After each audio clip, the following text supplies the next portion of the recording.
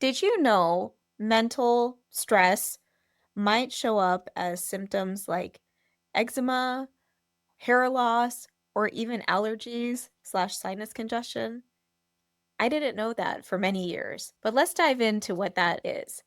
Welcome back. And if you're new here, I'm Dr. Anjali Agrawal, the founder of Back in Balance. I love supporting families as they navigate the stress associated with preconception, pregnancy, and parenthood. And really looking at how does structure and function play together? How does it integrate in our bodies?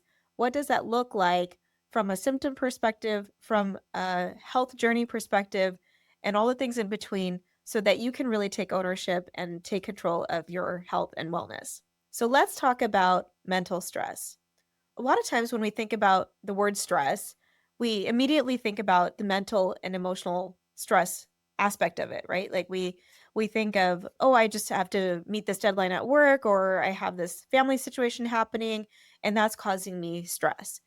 But there are different kinds of stress. There is physical structural stress, there is nutritional chemical stress, and mental emotional stress. And the challenge is that when we think about a particular type of stress, so let's say mental emotional stress, we kind of assume that too much mental emotional stress would result in a mental or emotional symptom like anxiety or depression or something in that realm. But let's think about like when you have had a headache. If you've had a headache before, or when I get a headache, I kind of have to go through a checklist of what could be playing a role here because it's a physical symptom, but it could be that I'm mentally stressed about something.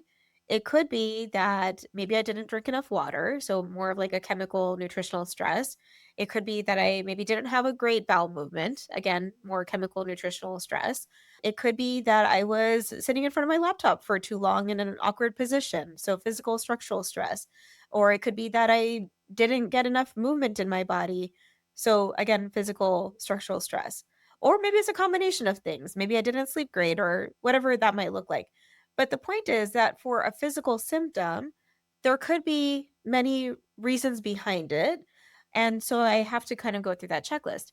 However, when it comes to other symptoms in the body, whether it's a physical symptom like back pain or neck pain, or nutritional chemical symptom like constipation or heartburn or something like that, or a mental emotional symptom like anxiety or depression, we sometimes have a harder time thinking about what are the other types of stress that could be playing a role on our symptom presentation and how well is our body adapting to those stresses and therefore is resulting in a symptom. I've had symptoms of eczema since I can remember in childhood, particularly I'd say I have memories of it second, third grade onwards. And there would be times that it would be okay. Sometimes it would be really itchy. And despite my mom asking me to not scratch it, it would just feel so itchy that I would scratch it. And I didn't really care what was going to happen to my skin down the road because at that moment it was just really itchy and all I wanted to do was scratch it. And we didn't know that the symptoms of eczema could be linked to other things. And so as a teenager, when I went to some dermatologists and some practitioners to get some potential solutions or things that I could do to help manage the symptoms, all I was really told was to apply cortisone cream. And while that was one option, I didn't really know what else was available to me because nothing else was presented to me as an option. And that didn't sound like it was really addressing the issue. It just kind of felt like it was covering up the symptom. And so perhaps I had this philosophy in my head even back then, but I didn't think that was a viable solution for the rest of my life. But I didn't know, again, what else to do about it. So then I was in chiropractic school, but the adjustments weren't really making a difference in my eczema. And so it started to shift as I started working with a functional nutritionist to address my functional nutrition. And I've historically had a sweet tooth. I just wanted, not terrible, but I wanted something sweet at the end of my dinner, especially, often lunch also. And I didn't know that it was connected, that the body was connected in that way, right? It seems kind of silly now because we talk a lot about gut brain health and all the connections. But I didn't know at the time that our skin is kind of this external reflection of what our gut looks like.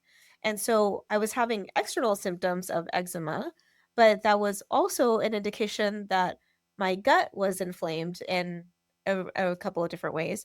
And so that was impacting my mental capacity for stress to navigate that. And so it took a little bit of time, but I eventually then started seeing the actual changes in my skin where it wasn't getting flared up in that way. And then simultaneously, growing up most of my childhood, I would have intermittent allergies, or that's what we called it because we didn't know. Like there would be times where I would be sneezing or a little bit congested in my sinuses. It will kind of go away. And so overall we just assumed that I was allergic to dust. It was familiar. A lot of people had allergies. And so it didn't seem like a big thing, and because it would go away, it wasn't really something that I needed to address differently.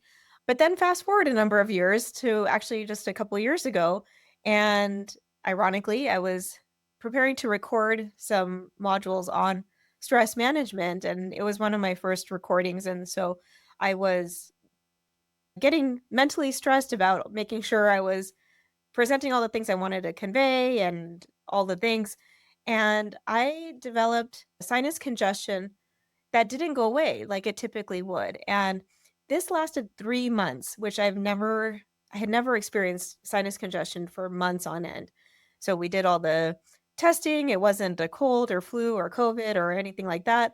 I had traveled to different places. So it wasn't a food sensitivity creating that, it wasn't dust.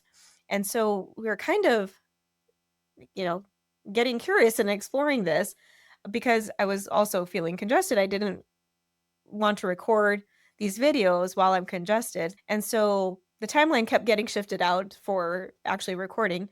And about 3 months into that journey, we finally identified that it was connected to my mental stress levels. And then when we identified that, then the sinus congestion started to really just dissipate because we were able to support the root cause and not just chase the symptoms by loading up more vitamin C and immune support. We were actually able to then address more of the mental stress component of it, support the adrenal glands, support the cortisol release that was happening, and address it from more of a root cause perspective.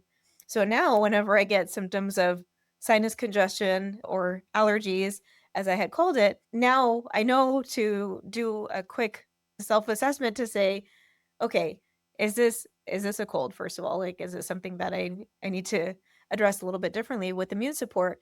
But if it is mental stress that is presenting as a physical symptom, then I address that differently. And then the last one that I experienced was more so after my second daughter was born. As many people experience that, around month 4 or 5 postpartum, many women start to have increased hair loss.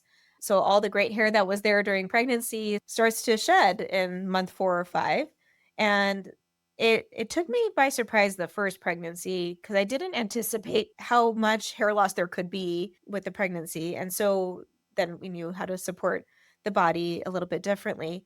And then in the second pregnancy, I was more prepared for it, right? So we paid extra attention to the digestion and making sure we were getting all the right nutrients into my system to help minimize that. So the hair loss was a lot less, and then we kind of continued on that.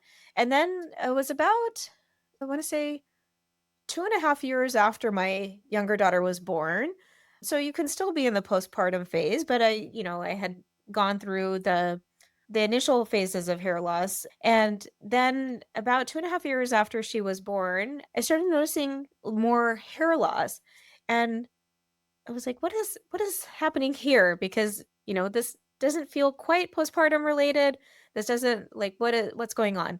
And then again, we looked at what are the different stressors that are happening. Ultimately came to the understanding that it was again mental stress creating that increase in cortisol, which was impacting the amount of collagen that was present in my body because we can lose up to 70% of our collagen reserves during pregnancy, right? And so this was after my second pregnancy, but I hadn't been so proactively looking at collagen and protein synthesis and all of that in the repair stages a couple years after my daughter was born in that way. So all of that is to say that when we experience symptoms, even if it's a physical presentation of symptoms or a nutritional chemical presentation of symptoms, it could be associated to how well your body is responding to the mental emotional stress component of your day-to-day stressors. And what we're looking at in our practice is to see how can we better support the structure and the function integration so that you have more bandwidth and more reserves to handle the mental emotional stress component, because sometimes the mental emotional stress is things that we may have less control over, right? That might be stress with the job, it might be stress with family, and you might not be able to get out of those or change those situations as easily as it might be to make changes in your physical structural stressors or your day-to-day habits with that or your nutritional chemical stressors, right? So it might be less fun, but you have a lot more control typically over what you're eating, the type of water you're drinking, what things you put on your skin. You have control over how you move, how you stretch, what your posture is like. So we tend to have a lot more capacity to address those things so that we have more bandwidth for our mental and emotional health. I hope that was intriguing for you. And if you are interested in looking at what are the potential ways that we can help support your structure and function and how we can integrate that better for you so that you have more bandwidth for your mental and emotional health and well being, please schedule a discovery call. The link is below. We would love to connect with you so that we can support you and your family to move well, eat well, and live well as best as possible. Thanks for joining us, and I'll see you next week.